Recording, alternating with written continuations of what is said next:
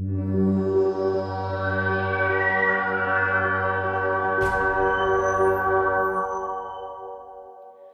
video demonstrates the implantation of a toric phakic intraocular lens or toric IPCL for refractive correction in a 23-year-old male patient with mixed astigmatism and a best corrected visual acuity of 6/9. Preoperatively, corneal topography, aberrometry and tear film analysis were performed. An online calculator was then used to determine the most appropriate toric IPCL power. The reference axis marking of 0 to 180 degrees was done at the slit lamp preoperatively. What we are using here is a customized toric IPCL which does not require a peripheral iridotomy to be performed. This hydrophilic lens is loaded into a butterfly type cartridge, as you can see here. If you observe the design, you'll note the flanges with a notch at the top left-hand side corner and the presence of multiple holes that prevent pupillary block. A temporal clear corneal tunnel measuring 2.8 mm is fashioned with a keratome, and the anterior chamber is injected with Phenocaine Plus.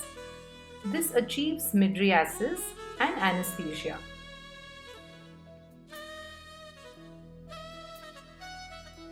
After burping out the Phenocaine Plus, a viscoelastic is injected, taking care not to overinflate the anterior chamber, as this may push the iris to the periphery and tucking the intraocular lens may become a bit difficult. 2 side ports are made on either side, 90 degrees away from the main incision. After this step, the excess viscoelastic is burped out to make the AC soft. To reiterate, never use too much viscoelastic to deepen the anterior chamber because it makes tucking of the IPCL challenging. The side port is now stabilized with the tucking forceps and the phakic intraocular lens is gently implanted in the anterior chamber. Observe the gentle unfolding of the lens and ensure that the notch is at its top left corner.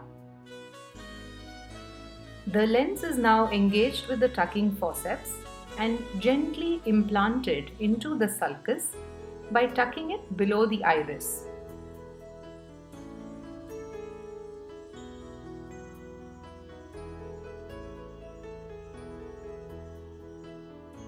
Once implanted, the lens orients itself in the 0-180 degree axis. This is a customized toric IPCL and does not need to be rotated. It is placed in the 0-180 degree axis. Note the central and peripheral holes in this IPCL.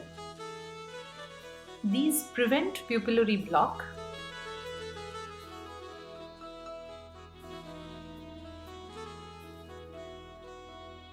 The viscoelastic is then removed using a coaxial irrigation and aspiration system and placing the tip over the central hole of the optic. Care should be taken not to press on the IPCL so as to avoid inadvertent touching of the anterior lens capsule.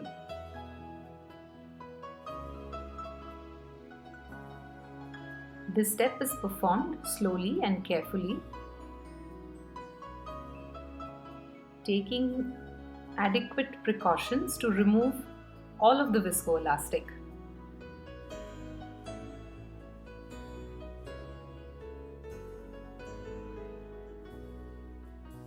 The wounds are then hydrated and the orientation of the IPCL is confirmed by noting the axis, which is 0 to 180 degrees, and the overlap of the first Purkinje image with the central hole.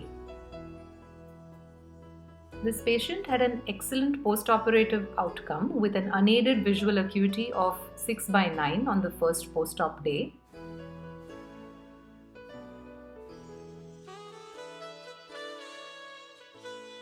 Thank you for watching this video. Please do subscribe for more updates on such videos in the future. Thank you.